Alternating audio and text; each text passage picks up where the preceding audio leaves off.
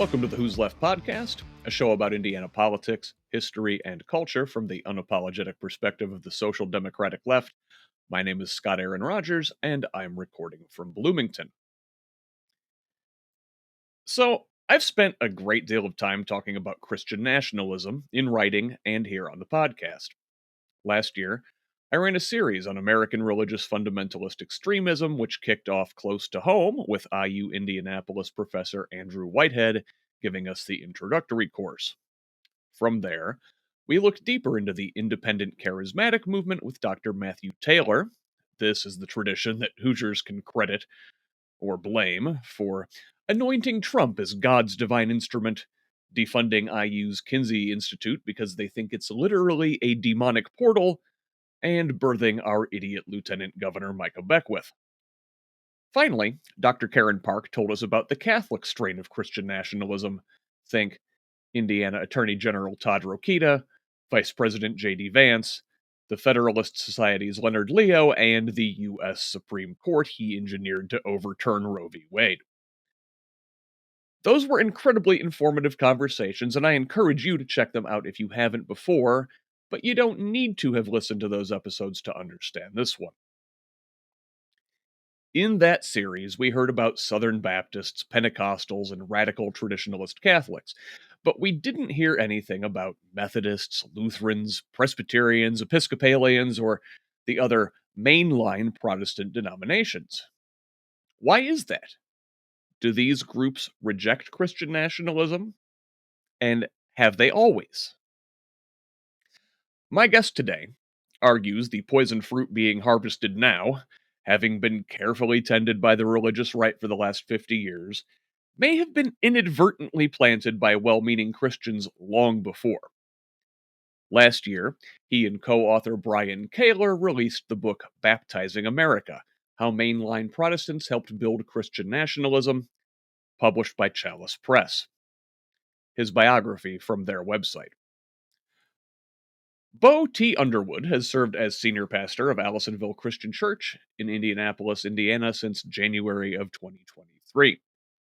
Besides pastoring congregations, he has led the advocacy efforts of faith-based organizations in Washington, D.C., helped steer an award-winning journalistic ministry, staffed congregational campaigns, served as a community organizer, and worked as a hospital chaplain.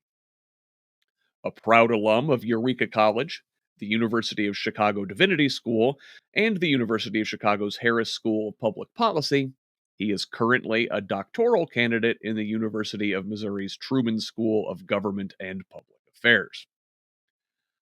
Along with an abiding interest in how religion intersects with public life, he is passionate about the work of Christian formation that engages both the minds and hearts of those seeking to follow Jesus. His writing has appeared in Sojourners, The Christian Century, Religion and Politics, and Word and Way, where he is a contributing editor. In this conversation, we'll dive into some of the ways mainline Protestants pave the way for extreme Christian nationalism, the dangers of building parallel cultures, and how some churches are confronting their complicity. We'll talk about rooting for the end of the world, how fundamentalists and scandal have tarnished the church's brand, and overcoming that baggage when building a congregation. Before we get to the interview, do please consider supporting Who's Left with a paid subscription. This is an independent media project. I don't paywall content, and I don't rely on advertising. I depend on individuals like you. So please, if you find value in my work, go to who'sleft.us and subscribe at the paid level.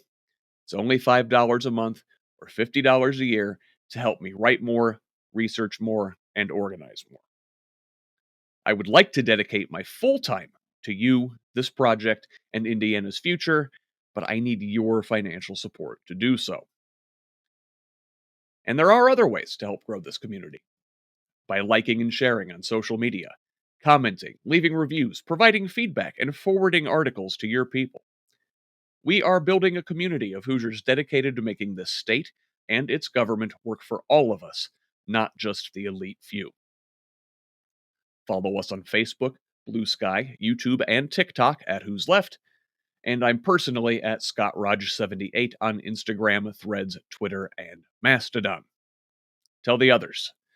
Let's build a radically democratic Indiana together. Thanks again. Now, here is my conversation with Beau Underwood. Beau Underwood, thank you so much for joining me on the Who's Left podcast today. Thanks for having me. I'm looking forward to the conversation. So, despite disavowing Project 25 during the campaign and saying he knew nothing about it, Donald Trump has kicked off his second administration with a flurry of executive orders, two-thirds of which came directly from Project 2025, which was written by the Heritage Foundation. Only 2 months in, over 40% of what has been called a blueprint for Christian nationalism has already been implemented. So, is the wholesale implosion of the federal government by the richest man in the world what Christians in this country have been working toward for the last 40 to 50 years? Yeah, so unfortunately, when it comes to Project 2025, this really does seem to be a situation of promises kept. I'm not necessarily sure that's what Christians were bargaining for, right? We're seeing some Christian Yeah. nationalists cheer on things like the, proposed panel to root out anti-Christian bias, whatever that means. But what we're really seeing is a bunch of Christian groups from across the theological spectrum really suffer as a result of what the administration is doing. You've seen the Catholic bishops and other institutional vehicles of the Catholic Church push back. We've seen evangelical groups like World Relief, mainline Protestant groups like Church World Service, certainly attacks on Lutheran social services. We're seeing all these Mhm. different Christian groups who are suffering because of these cuts, suffering not only with their ability to do, but suffering in terms of the communities that are used to receiving help from them that are no longer being able to get the aid because we're realizing that there really was a connection between social service provision, Christian organizations, and federal government dollars. And it's sad to see that at a time when the world needs more compassion, more hope, when the church is engaged in work around the world, because for decades we've been told that this wasn't just the government's job to do. We're saying the government really curtail those efforts in a way that are costing people their lives and their livelihoods. Yeah, so in your book came out last year, Baptizing America, which you co-wrote with Brian Kaler, how mainline Protestants help build Christian nationalism. I think your premise is basically a lot of well-meaning Christians got pulled into the Christian nationalist movement inadvertently. Is that sort of your premise? It is. It's this idea that for the longest time, and we can talk about sort of when this all started, and obviously it kind of Yeah. comes in waves, but that Christian nationalism or a kind of a soft Christian nationalism was not seen as problematic. That, as the Boy Scouts put it, God and country just go together seamlessly. And what we've seen Hmm. the last few years is actually that's not true at all. That there are, and it really has never been true, that there are ways where when you fuse these identities, it ends up corrupting the witness of the church and it ends up hurting American democracy, and that's become quite stark, and we're starting to realize that and beginning to sound the alarm about what we can do about it.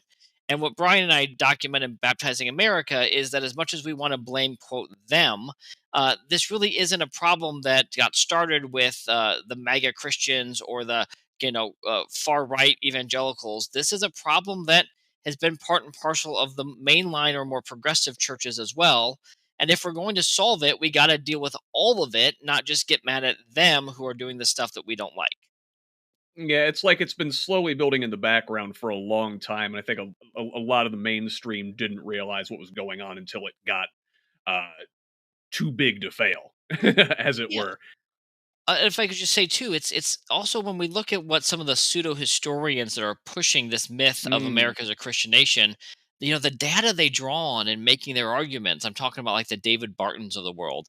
They yeah. point to things like "In God We Trust" being the national motto, right? Or they talk about "Under God" being in the Pledge of Allegiance. So their data points on why we are a Christian nation are all things that mainline Protestants did decades ago. So we talk in the book, we show how a lot of these data points were actually things that find their source in the mainline church's witness. Yeah, and this is really in the grand scheme of things not that long ago. But Right. before we go a whole lot deeper, I just kind of want to define some terms for Yeah, everybody, so please. we're all on the same page. Now we've talked about Christian nationalism on this podcast on many occasions before, but if folks aren't familiar with those previous episodes, if they're just joining us now, or just need a refresher, what exactly is Christian nationalism? Yeah, great question. And it's a word that's getting thrown around a lot these days. So it's really important to know what we're talking about and what we're not talking about when we use it. So the sociologists who study this define Christian nationalism as the fusion of American and Christian identities in a way that promotes a certain social order and a certain type of Christianity. So it's basically Mhm. using the idea of being Christian to support a certain privileging a certain group of people within our public sphere and giving them an inordinate amount of political power. Yeah, and as if to say, if you are not a Christian, you're not a real American. And furthermore, not just any kind of Christian, you've got to be a certain kind of Christian. Exactly. To be that certain kind of Christian is to be a true American or an ideal American, and you aren't an ideal American unless you are a certain kind of Christian. Yeah. The certain kind of Christian, I think that a lot of the Christian nationalists refer to is an evangelical Christian. So go ahead. Yeah, but even that language has become so difficult, right? So we have all these categories are breaking down. We've seen in the Hmm. last few years a shift in how evangelical is used from a more theological term, meaning it means certain kinds of beliefs that Christians hold, to more of a political term that it means I have a support for a certain party or a certain president, and that is it's really morphing right in front of our eyes.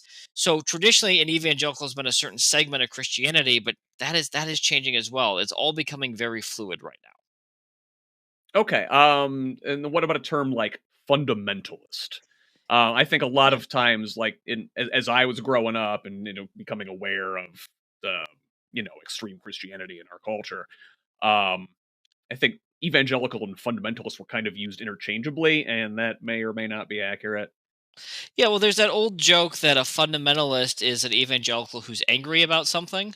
Um, but yeah, so the fundamentalists were kind of a subset of evangelicals that really had very stringent doctrinal guidelines, and you were either in or you're out based upon those guidelines. I think now, I keep talking about far right Christians because these are Christians that locate themselves on the political right, but are more perhaps extreme than the more moderate evangelicals of the Christianity Today or the Russell Moore types. I think it's fair to Mm-hmm. talk about MAGA Christians or Trumpian Christians because of their connection between their faith and their political support.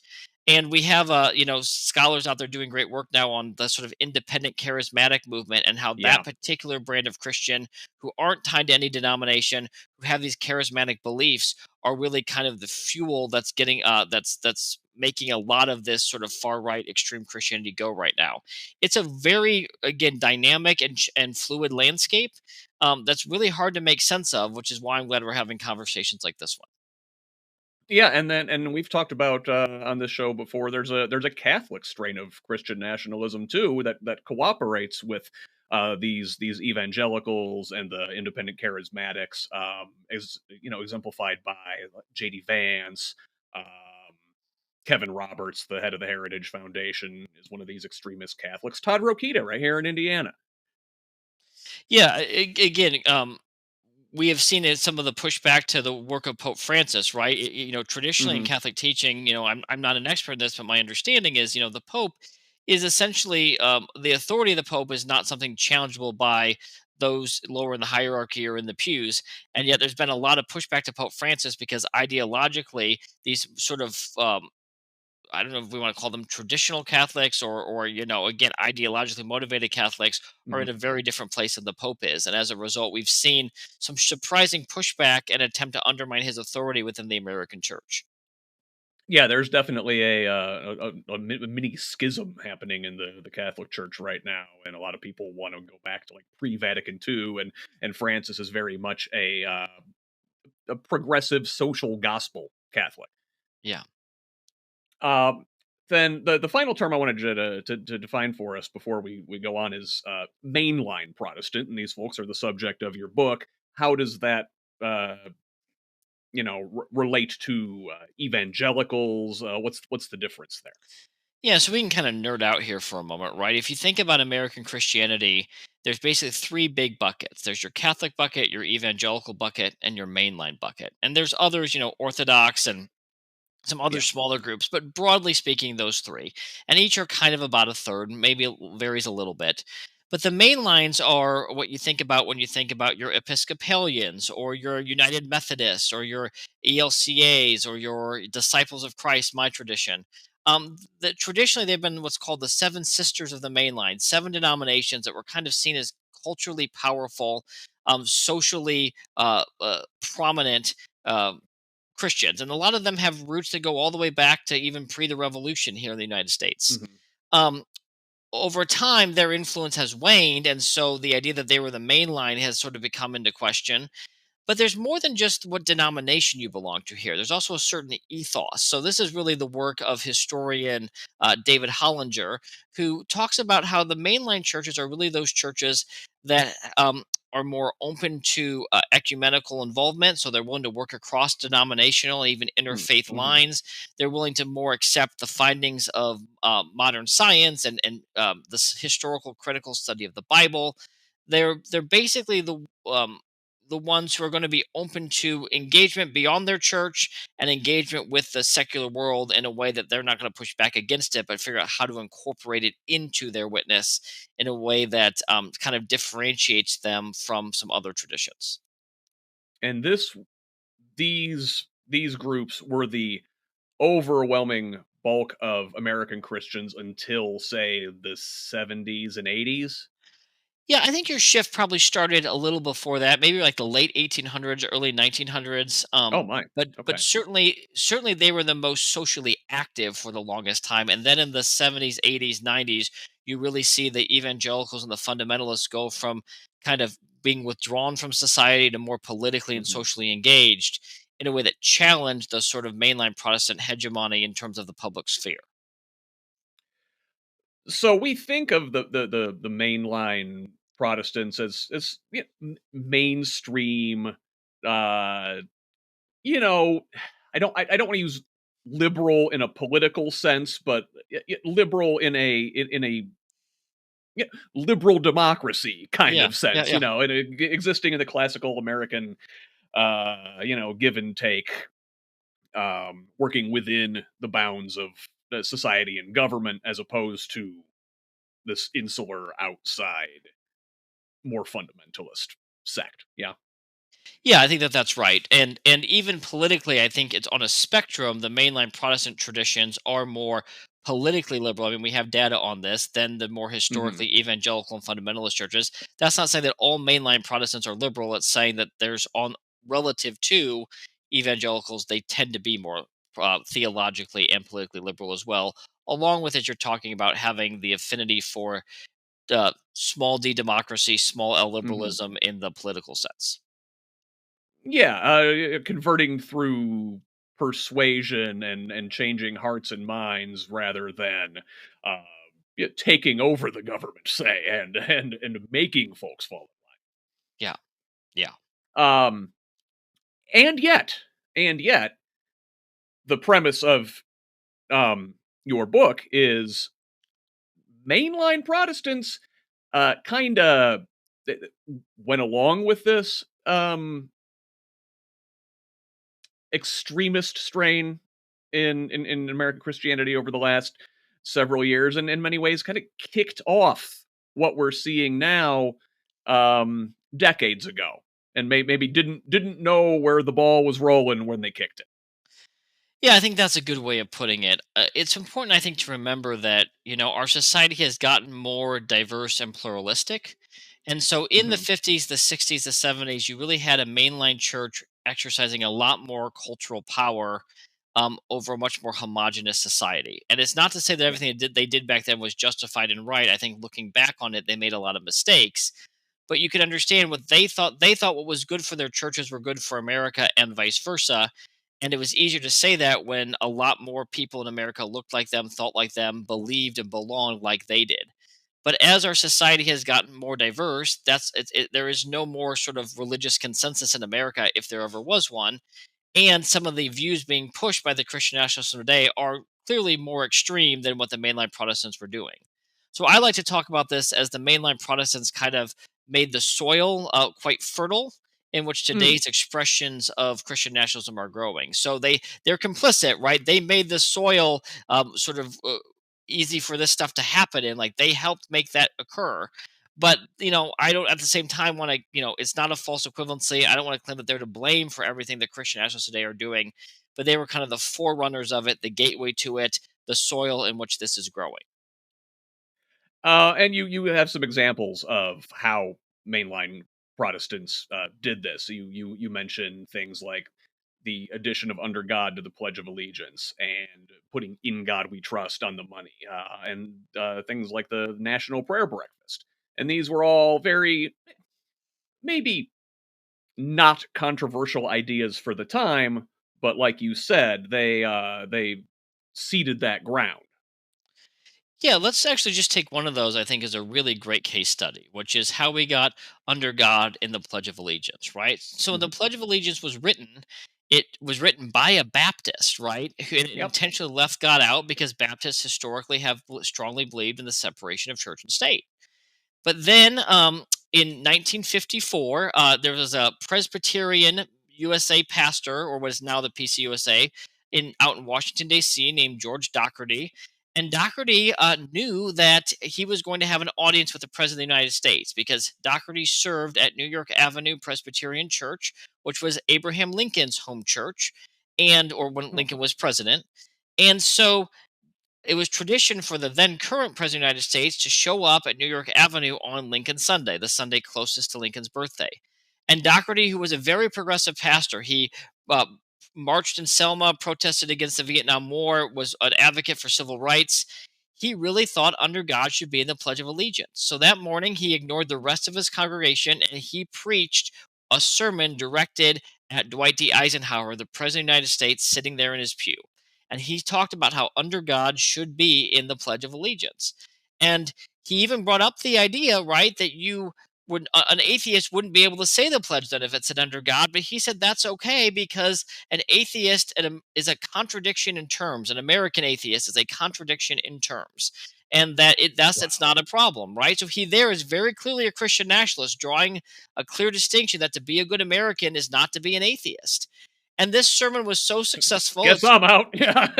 Yeah. So it's more successful than any sermon I've ever preached, where he convicted the president. The media reported on it. Members of Congress were requesting copies of the sermon. Pretty soon, legislation gets started to add under God the Pledge of Allegiance. The president signs it, all because this one pastor preached a sermon to the president saying, we need to have under God in the Pledge of Allegiance. And again, the David Barton of this world will say, how do we know we're a Christian nation? Well, we have under God in the Pledge of Allegiance. And it's there because of a very progressive Presbyterian pastor preaching a Mhm. sermon in 1954 to the President of the United States. And this was also a explicitly political decision made in the context of the Cold War to distinguish, God-fearing Americans from those godless commies.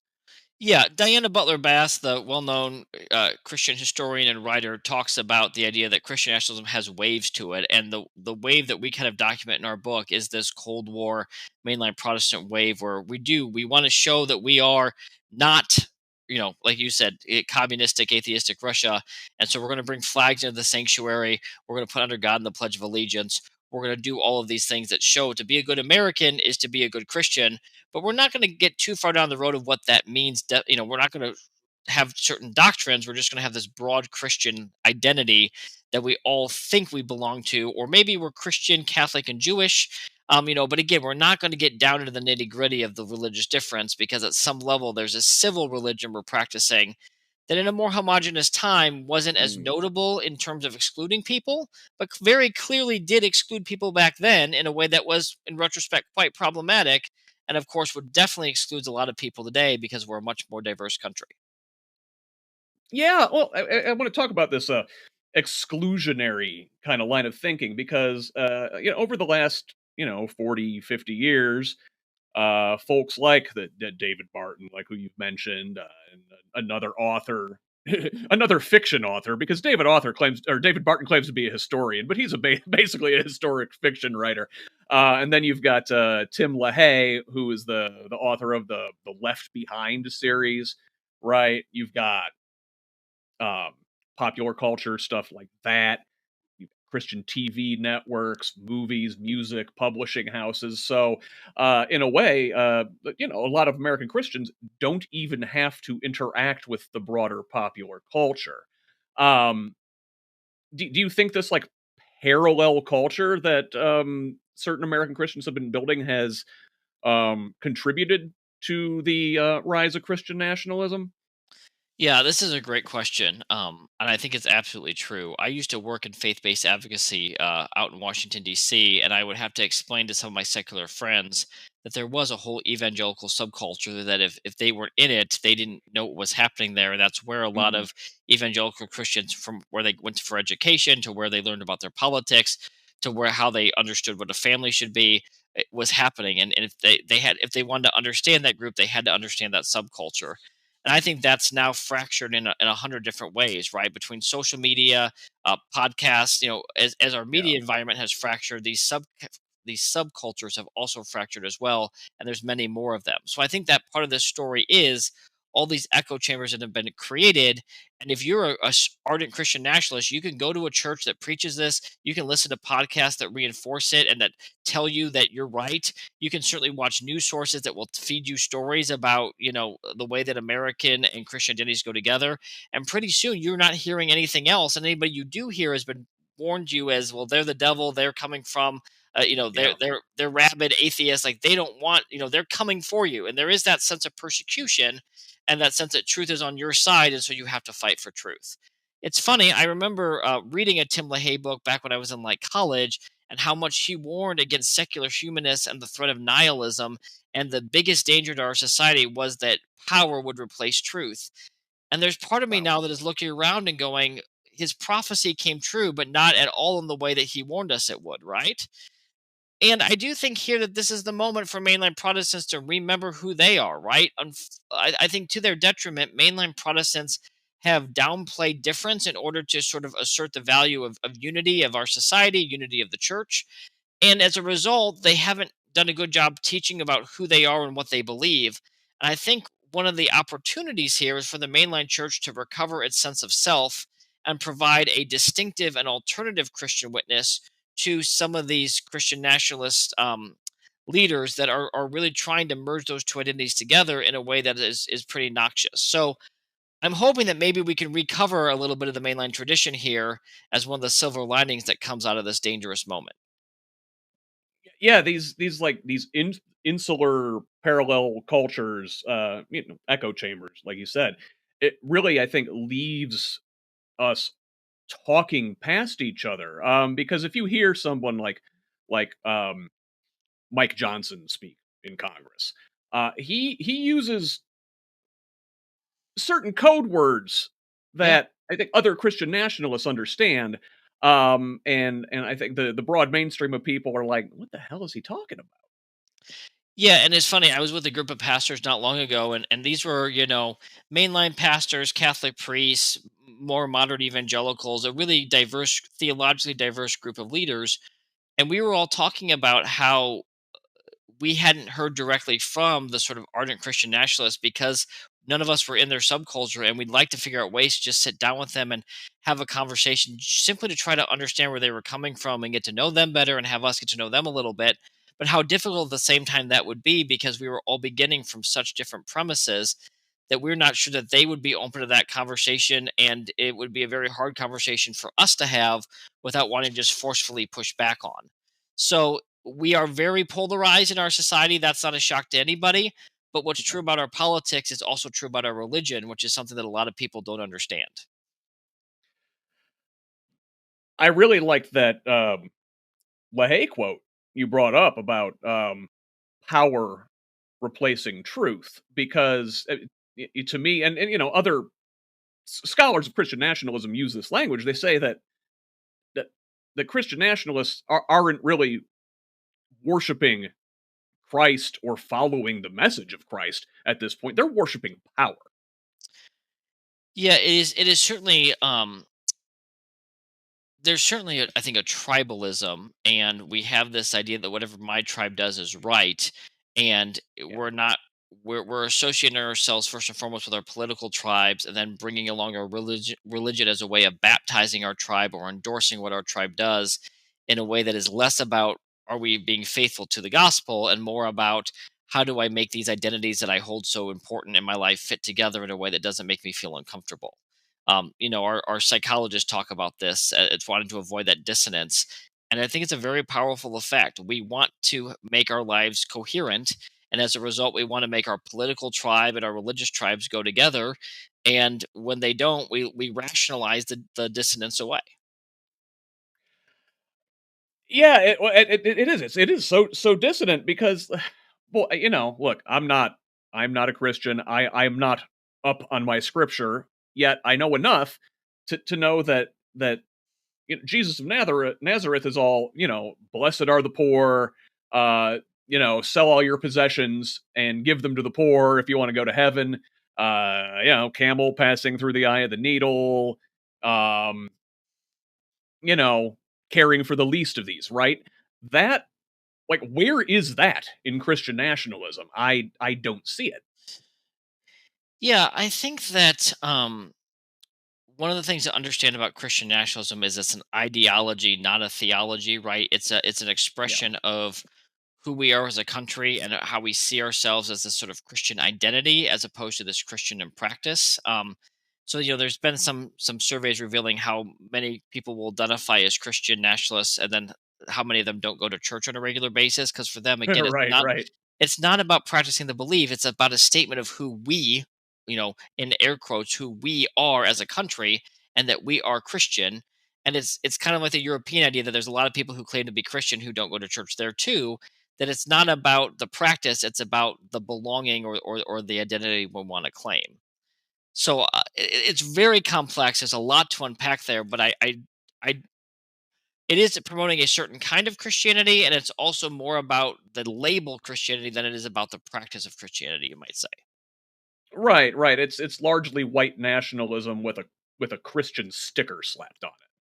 Yeah, yeah, and I'm glad you brought up the racial element of this because we have really good social science data, right? I tell people Christian nationalism isn't a made-up term. So, Franklin Graham and others will say that it's not a pejorative. It's something that sociologists have identified, studied, put numbers on through surveys, and then we can see how you score on this Christian nationalist scale. So the stronger you are in support of Christian nationalism, the more likely you are to support things like restricting voting rights, opposing interracial marriage, believing that white people are the most people discriminated against in our society.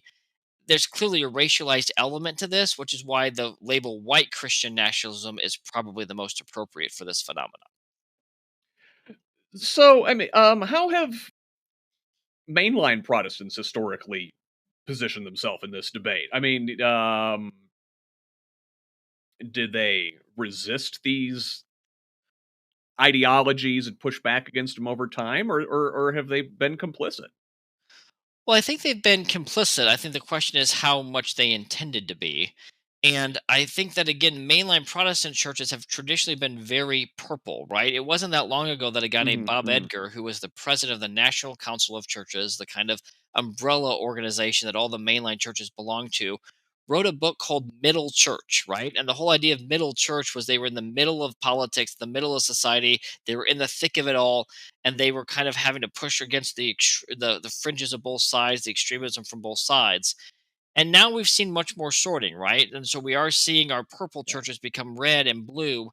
And that's understandable in this society that we're in that is so divided, but it's also sad because churches used to be one of those few places where people of different political backgrounds encountered each other, talked to each other, understood each other, appreciated each other. And it was a lot hard to be mad at the other side when the other side was the person you were taking communion with, or the other side was the person you were working with at the church rummage sale.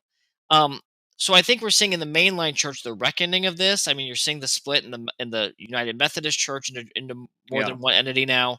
Um, so I think the mainline church is still figuring out how it's going to respond to this, but I also think you are seeing the mainline church really wrestle as it has in the past with its complicity in racism, its plastic complicity in sexism, is what did we do here? And so you're seeing these denominations pass resolutions denouncing Christian nationalism, repenting a little bit of their own involvement.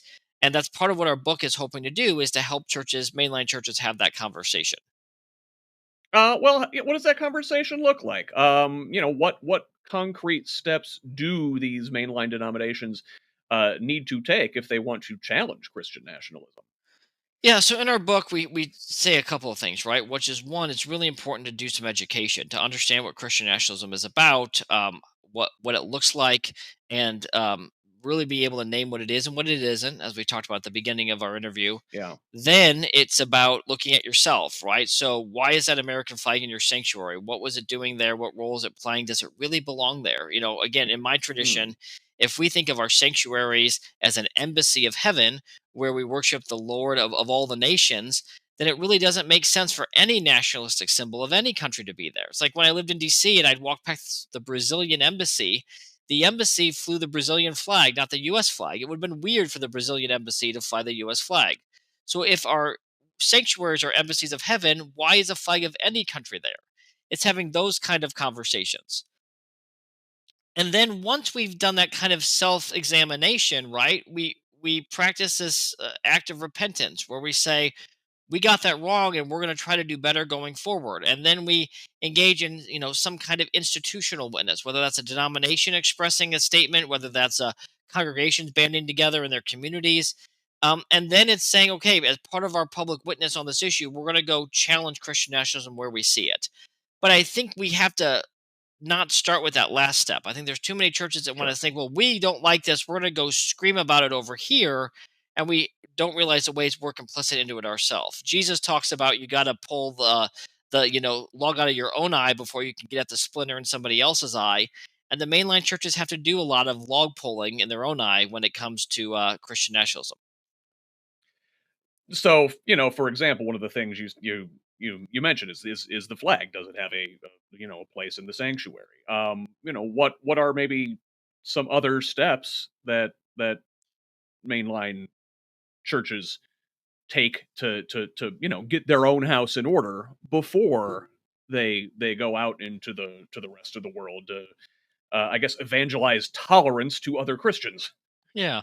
So I think that language and liturgy is a big deal here, right? So part of Christian nationalism talks about like America as God's vessel or God's chosen nation, the new Mm, Israel, things mhm, like that. mhm. That really, what Christian nationalism at its worst does is it turns America into an idol, right? So if the best Yep. part of democracy is being able to critique your own government, your own country when you think it's not living up to its ideals, Christian nationalism puts America up on a pedestal and says America can do no wrong. I remember after September 11th, and when there was beginning to be protests to things like the war in Iraq, in the little Illinois rural town where I grew up, there was a big billboard that said "America, love it or leave it," right? Which basically said, if you Yeah. don't love everything America does, you don't belong here, right? There's no room for dissent or critique.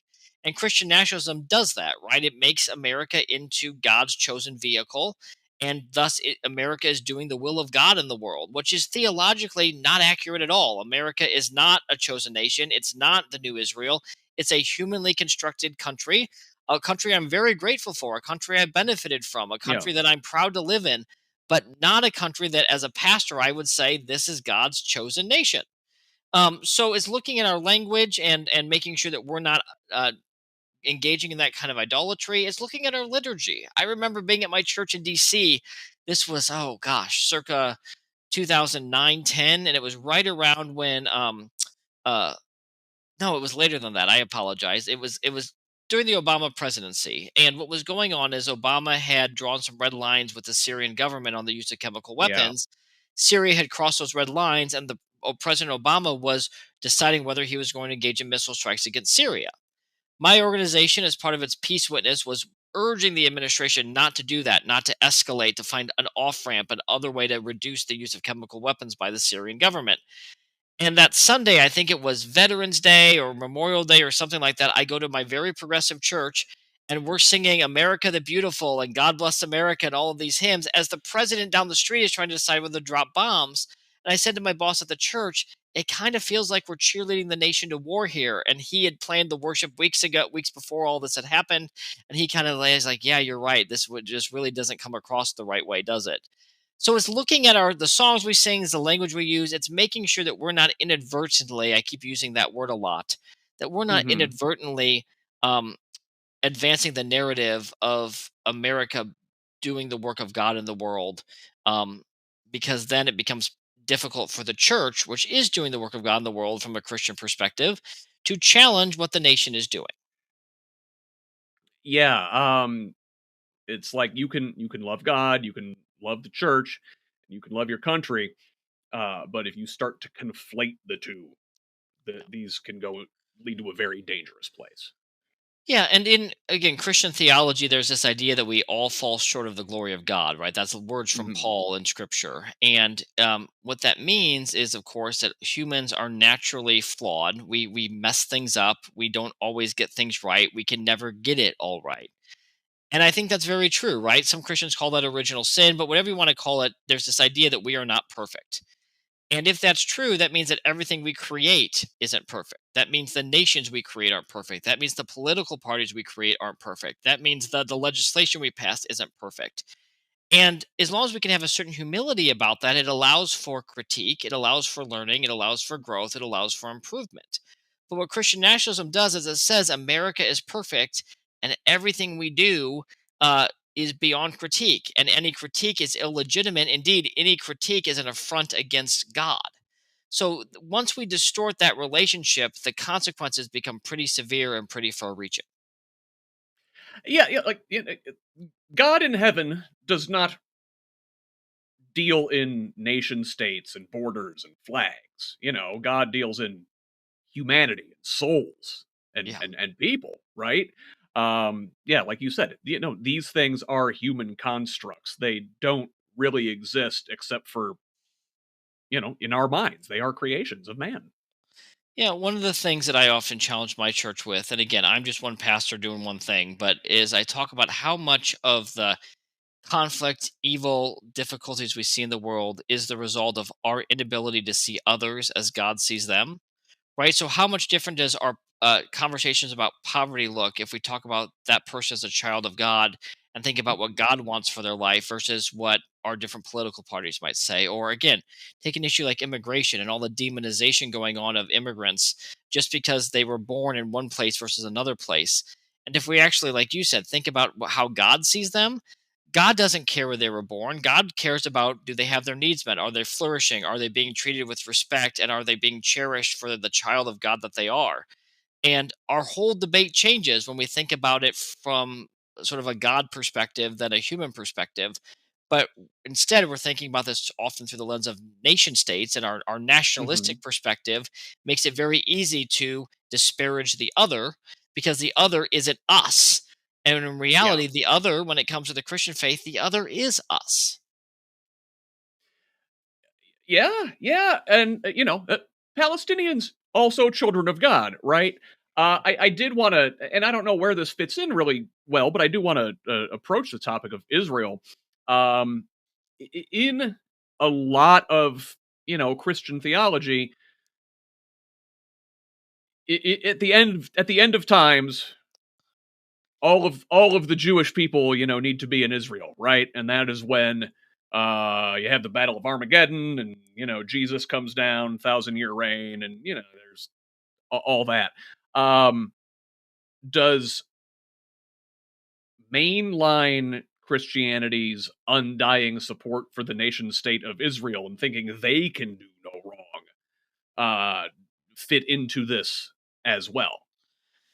Yeah, so I think let me just caveat this by saying this is one of those areas where I am far from an expert, so I'm going to tread Yeah. gingerly just so I don't accidentally risk offense or misspeak. But let me just say this: that the mainline churches in the last however many decades, I think, have been fairly nuanced in their both support and critique of Israel and their support and understanding of and desire to see better the plight of the Palestinian people. So I think the mainline church's Yeah. witness on this issue has been very nuanced, and I think pretty exceptional within American Christianity for the fact that it's trying to sort of pay attention to both sides and not just line up on either side without question. Again, you'd have to look at the individual witnesses of the various denominations to do that. I do think that there is a lot of bad theology around the book of Revelation and the end times in Christianity that fuels this almost rooting for the apocalypse, right? I mean, it's this idea of like, well, if we can make it come quicker, and sort of advance Hmm. the destruction, then we're all going to be better off in the end. And it's just wild to me, right? It's just wild, this idea that you would be cheering on the demise of the planet, the demise of people, because you somehow think that you're stepping in and helping God get to where God wants to go. Uh, Even if that's your theology, I think we should often be quite circumspect of those who claim that they know the will of God to that degree. Yeah, yeah. You always have to watch out for anybody that claims to know God's will, right? That's exceptionally dangerous. But I do want to talk about um, liberal and left Christians, and if there is a place for them in this moment to push back using the language of Christianity to to forcefully argue against the Christian nationalists who seem to have um, taken the mantle of Christian for themselves, and there aren't a lot enough people, I think, speaking loudly to this in our culture at a prominent level, and so the right gets to claim Christianity for themselves, and who's the person saying, "Now hold up." Yeah. Yeah, I think this is really important. So I'll get on a little bit of a soapbox here, right? Uh, because the mainline denominations have that more ecumenical and interfaith mindset, there's often a desire to not be explicitly Christian in the public square, but to be Mm, broad, much more broad as people of faith or people of goodwill or people who are part of the human family, all of which I value. I'm not at all disparaging that. But I do think you're right. These Christian nationalists are trying to claim this is what Christianity is. And I do think that that needs to be challenged. Even if you go back to the fights in the 90s and the rise of the religious right, a lot of the language that the religious right adopted, um, the Christian left, the mainline Christians, whoever you want to call them, they didn't contest, and as a result, we yeah, lost a lot of good language that is really meaningful. That came to what started out meaning one thing and came to mean something very different. So I think it's important that Christians, as Christians, challenge the Christian nationalistic project. And I think we're starting to see that, and I think it gives you an idea of just how extreme this has gotten, right? So the Bishop Marion Buddy, who was the Episcopal priest out in Washington D.C., preached a sermon around Trump's inauguration, and she got a lot of attention, a lot of criticism from the far right because she preached this sermon that for the most part wasn't controversial at all, gets to the very end and says, Mr. President, there are people living in fear. Mr. President, would you please consider that and have some mercy on them? So you have a Christian pastor calling for mercy towards vulnerable people who are fearful. That is about the most basic Christian thing I can imagine. It shouldn't be controversial at all. But the right. fact that she would dare challenge the administration's policies, the idea that it was seen as insulting the president, I don't fully understand it. Um, uh, was seen as a radical and subversive and prophetic move. And I'm grateful for her words. I'm really grateful for her witness. But I was shocked that this was seen as scandalous because to me, it's just a Christian preacher speaking Christian things from the pulpit of the church.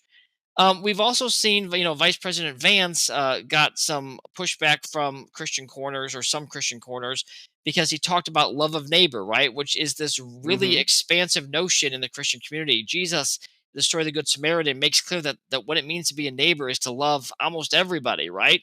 Um, Especially those who may not like you. And Vance says, well, there's this Christian idea of loving neighbor that starts with loving your family first, and then loving your community, and then loving your country, and then loving others. And he kind of starts with the local and goes out to the global. And whatever that is, it's not the Christian teaching. But Mm-mm. in order to No. advance this Christian nationalism that says America first, you've got to redefine neighbor to mean only Americans. So I do think we are seeing this redefining of the Christian witness and the Christian gospel in a way that serves this project that has to be contested. And you are seeing people like Bishop Buddy, like William Barber, like Jim Wallace. You're seeing others rise up to challenge it. And I think those other voices are needed because otherwise you're going to end up losing that identity. And it's going to not only distort who we are as a country, but it's also going to distort the witness of the church. And that bothers me even more than the nationalistic impulses.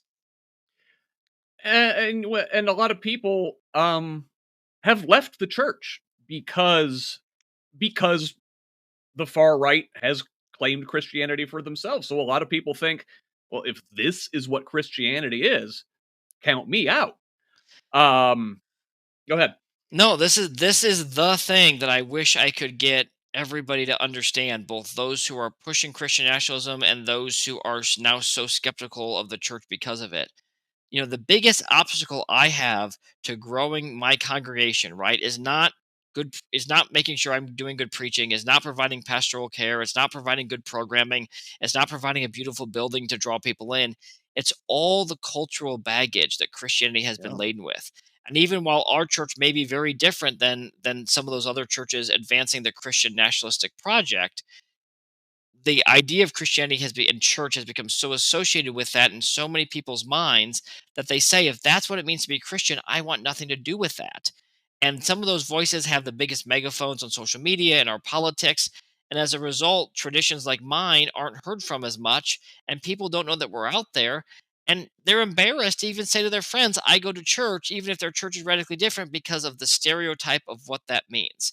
And that's something that anybody who cares about the gospel should be really, really concerned about. Yeah, all these fascists have come and ruined Jesus as good branding. Yeah, it's definitely a marketing problem, right? So yeah, that's why, yeah, that's why I think, look, I'm one of these religious nuns, right? I never got into church as a youth coming up, precisely because all of the gross stuff associated with the brand. Um, that said, even as a nun, and maybe I'm unusual in this regard, but I would love to be able to rally behind someone like, uh, Pete Buttigieg speaks Christian really well. Raphael Warnock obviously speaks Christian really well. Like I'd run through a damn wall for that guy, and I don't even believe. Uh, do you think, like, is there a lane in American politics for somebody on the left to run as an unabashed Christian? Maybe start talking about how all these Christian nationalists are bound for hell acting the way they are. I mean, would that work? Am I the only non believer who would be on board with that? Or is it a turnoff, do you think, for the vast majority of voters? Well, first off, I really think we need to clarify for your audience so we don't leave anybody confused, Scott, that when you say you're a nun, you don't mean NUN, you mean NONE, right? Yeah, yeah, You're correct. Yes, you're not yes. joining a convent. You're in that category of people who don't identify with organized religion for all the reasons you just mentioned. And I do think it's interesting the names you just mentioned, right? So let's rewind a little bit, right? Jimmy Carter, Bill Clinton, Hmm. Barack Obama, Joe Biden. One of the things all of those leaders have in common, and they're certainly not the only ones, but one of the things they have in common is that they all use the language of faith and they all, I think, express authentic belief. I once went to church with Barack Obama when he was the senator and I was in Illinois in grad school, and nobody knew that he was there. He wasn't going just because of the press outside. He was going to church because he went to Hmm. church on Sundays, right? Joe Biden famously goes to mass almost every week, right? He's one of the most religious presidents we've ever had. And these are Democrats. And you mentioned, Pete Buttigieg, who is an Episcopalian. He's a mainline Protestant, right? And he and his husband, as far as I've seen from reports, are pretty active in their faith community. Raphael Warnock, in addition to being a senator, is preaching most Sundays at Ebenezer Baptist Church in Georgia and is as prophetic of a preacher as you'll find in America today. So I do think um, that kind of blending of faith and politics, not in a way that says to be a good American, you have to be a good Christian, but to say these are the values that I think motivate my public service, inspire a lot of people. And I think the Democrats have struggled because they tend to be a very religiously diverse party and they know we're a religiously diverse country to figure out how to lift up the language of faith and appreciate people of faith without feeling like they're denigrating others. But I don't think it's a binary, right? I think we all have values that motivate our commitment to public life, or some of us who seek public office, and but all of us who just want to vote a certain way because of the things we hold most dear. So I think the Democratic Party needs to do better at this. Less policy, less wonkish, more talking about why we are who we are and what makes us the best kind of people and the best kind of nation that is often rooted in some kind of religious tradition. And we shouldn't run from that. We should help each other understand that better. Emotion is always more effective in politics than a long list of facts. And I think that that's why we have so many folks gravitating toward the far right Christianity, because they are intense. They tell a gripping emotional story, and I think there is certainly a lane for that, and somebody needs to. Uh, I think there is a way to attract good, well-meaning Christians who've gotten sucked up into Christian nationalism, a way to pull them out, but it's got to come from other Christians. Yeah, and we all listen, we all want to be part of things bigger than ourselves, right? Like truly we do.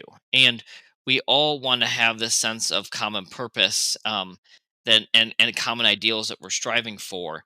The trick is to articulate those in such a way in the public square that doesn't exclude other people, right? Because in a small d democracy, we all get an equal voice, we all have an equal say. And part of the problem with Christian nationalism, it wants to deny that. It wants to give some people less power, some people less voice, while privileging others. And so I think that the way to push back on that is to offer a different story of belonging, and participation and meaning that isn't as narrow and as sectarian and as exclusive. Fantastic. So, Beau, we're coming up near the end of our time here. What did I miss? What's a big takeaway? What's something you wanted to make sure our listeners and viewers here understand that we didn't get to? Yeah, two things. And it really kind of falls along what we were just talking about, right? Which is uh, the response to Christian nationalism is not a secular public square, right? It's not everybody who's a person of faith doesn't get to talk about who they are. It's that we have to be. Whatever we believe, whatever we enter into the public square with, we have to do it not trying to seize power so that we can rule over others, but that we can, live up to the ideals of what our constitutional democracy is all about. So I think it's more about the role faith plays in the public square, than eliminating faith in the public square. I don't think you can do that because we're all religious in some form or another. We all have transcendent values in some ways, and we shouldn't have to Yeah, deny that part of ourselves, but we need to make sure that we're respecting other people who might see the world and practice their beliefs differently than we do. And in that sense, it brings us back to this old idea of the separation of church and state. This is an idea that of late the far right will say, well, that's those godless secular people pushing that myth. They call it a myth, the right. separation of church and state. In reality, the history of it is a very Christian idea. It was actually Christians wanting assurances from the newfound government here in the United States Hmm. that they were not going to be coerced through taxation, into believing a certain way or giving their money to other traditions that they didn't belong to. And in reality, it protects the church, right? If the government, if we want to limit the government's power over the churches, which last I checked was a pretty conservative idea, the separation Yeah, of church and state does that. It makes sure that the church can operate independently in its own sphere without fear that it has to toe the government line. There's a famous progressive evangelical, he's recently passed away, named Tony Campolo, who used to talk about how mixing uh, uh, church and politics was like mixing ice cream and manure. It doesn't hurt the ooh. manure, but it really hurts the ice cream. And I think that's a good way of thinking about this, right? As a pastor, I'm worried about the compromise of the church's witness, when Yeah. we are too much in the thralls of the government. And I want the government to do its thing in its appropriate way. I also want the church to have the freedom to do its thing in its appropriate way. Right. And you can't. The corollary is also true, right? The converse is true, that we don't want the church with undue influence over the Yes. government, because you're right. Which church? There's Right. lots of flavors. That's what can we if I could just say, like, there's all this talk right now of there's bills out there in these states to have the Bible read in public schools or have prayers offered in public schools. And you're right. Whose Bible? Which prayer? Are you really going to mandate that a Jewish teacher would read Christian scriptures to a Muslim and a Buddhist student? I mean, when you get into the sort of nitty gritty of what these policies actually require, that are being pushed by these Christian nationalists, like the policies sound great to them when people, oh, everybody's gonna have to hear the Bible. And then you start getting into how that actually work, and it falls apart so quickly because it's just not the role of the government. And there's a reason why we haven't been doing that for a very long time. Yeah. Well, this has been a fantastic conversation, Bo, and I hope we get a chance to do this again sometime because I don't think this thing is going away anytime soon. Uh, where can the people find more about you? Absolutely, yeah. So my co-author Brian Kaler and I have published "Baptizing America." You can find it wherever books are sold. Take a look at it if you want to learn more about Christian nationalism, and if you want to stay in the loop about what's happening in faith, politics, and culture. We have a Substack together called "A Public Witness." It's at publicwitness.wordandway.org. Word and Way is a larger publication that publishes that Substack. So publicwitness.wordandway.org. And I will link to all of those in the show notes for you. Bo Underwood, really appreciate you joining me here today on the Who's Left podcast. Thanks so much, Scott. Really appreciate you. Once again, that was Bo Underwood, senior pastor at Allisonville Christian Church and co author of the book Baptizing America: How Mainline Protestants Helped Build Christian Nationalism. You know, for a non believer, I spend a lot of time thinking about religion. And listen, I minored in religious studies at IU. I enjoy learning about different faith traditions and belief systems and how each handles various aspects of the human condition. But with radical fundamentalists, Christian nationalists, and white supremacists hiding behind the cross, increasingly gaining positions of prominence in government, and their dogma gradually becoming codified in law, this is no longer an exercise in spiritual exploration or intellectual curiosity, but in decoding the enemy's war plans. I didn't get invited to the group chat where they spelled them all out. I've always found it ironic that those who would thrust their religious doctrine on others, who most conspicuously wear the cross, who love to pray standing in the temples and on the street corners to be seen by others, who claim to be the most Christian, appear to heed the message of the Gospels the least. To borrow from 1980s Wendy's commercials, where's the Jesus? You see plenty of the angry, vengeful God from the Old Testament in the words and deeds of the Christian nationalist set, and you get all of that apocalyptic fire and brimstone from the book of Revelations. The charismatic Pentecostals find their inspiration in the apostles and prophets from the generations immediately after Christ. What about loving thy neighbor, feeding the hungry, healing the sick, taking care of the least among us? This is what Christ taught, so I don't know how American right wingers arrived at the aggressive, hypermasculine warrior figure described by Kristen Dumas in her book, Jesus and John Wayne. Hell, if God's only begotten Son were to appear on earth tomorrow, speaking the same words of love, compassion, and acceptance he spoke 2,000 years ago, Christian nationalists would call him a cuck, throw a bag over his head, and stick him on the next plane to a Salvadoran prison. Of the Christian branches we've discussed on this podcast, and I know that leaves out a lot, it seems only the mainline denominations actually reflect the teachings of Jesus. Still, though their hearts were in the right place, as Underwood and his co author explain, they, in their flawed, fallible, imperfect way, messed up by sowing the seeds of what would eventually blossom into this religious nationalist extremism we see now pervading all facets of public life. And their congregations lost parishioners in droves to boot. Oopsie! Well, to err is fully human. Stick a pin in that for a second. According to Christian theology, Jesus was fully God on earth. As such, he was possessed with divine grace, kindness, charity, patience, empathy, wisdom, and on, every positive quality one could imagine. And millions of good, well meaning American Christians spent decades trying to embody these qualities, volunteering, donating, doing good work in their communities. What would Jesus do, right? Yet, so many still succumbed to the sin of pride, overconfidence that their way of being an American was the only way. Because everybody sins, except Jesus. Jesus didn't sin, but he did feel the whole range of human emotions because, and give me that pin back, he was also fully human. And those emotions included anger, frequently, at death and disease, at self righteous hypocrites, at the difference between what is legal and what is right, at the dismissal of the next generation, at the exploitation of faith for wealth and power. Some things never change.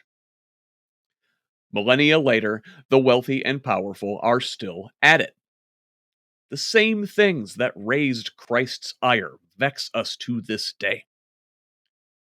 So, what are his well meaning adherents to do? Now, a particularly famous preacher named Dr. Martin Luther King, you may have heard of him, said, quote, "Darkness cannot drive out darkness, only light can do that. Hate cannot drive out hate, only love can do that." If you agree with that sentiment, if you think only knowledge and goodness can defeat ignorance and evil, if you believe only the true Word of God can drive out the false religion of Christian nationalism, what would Jesus do? Turn the other cheek? I mean, the meek shall inherit the earth, but men enthralled to evil are burning through that inheritance right now. The Lamb of God could roar like a lion, and on occasion did. Fueled by righteous anger, Christ harnessed that energy and punched up. So, good Christians, though it may be uncomfortable, let yourself get mad. Do not let the rage consume you, but let it power you. Disobey unjust laws. Flip some tables. Get in good trouble. It's what Jesus would do. What do you think? Let me know in the comments, or holler at me on social media. On Facebook, Blue Sky, YouTube, and TikTok, at Who's Left, and on most other social media sites at ScottRodge78. You can also email me at scott@whosleft.us. Thanks to my guest Beau Underwood. Again, the book is Baptizing America, How Mainline Protestants Helped Build Christian Nationalism, available from Chalice Press. You can also find him in writing at Word and Way magazine and their Substack newsletter, A Public Witness, and on Sundays at Allisonville Christian Church in Indianapolis. Links to all of those in the show notes. And thank you for listening. One last pitch as I ask you to head over to whosleft.us and help support this project with a paid subscription. Hit me up on social media with your feedback, tips, ideas, and concerns. Please forward the show to a friend and have them forward it to another friend. Let's keep building this project in a truly democratic state, one conversation at a time. Until the next one, this has been the Who's Left podcast. I'm Scott Aaron Rogers. Love each other, Indiana.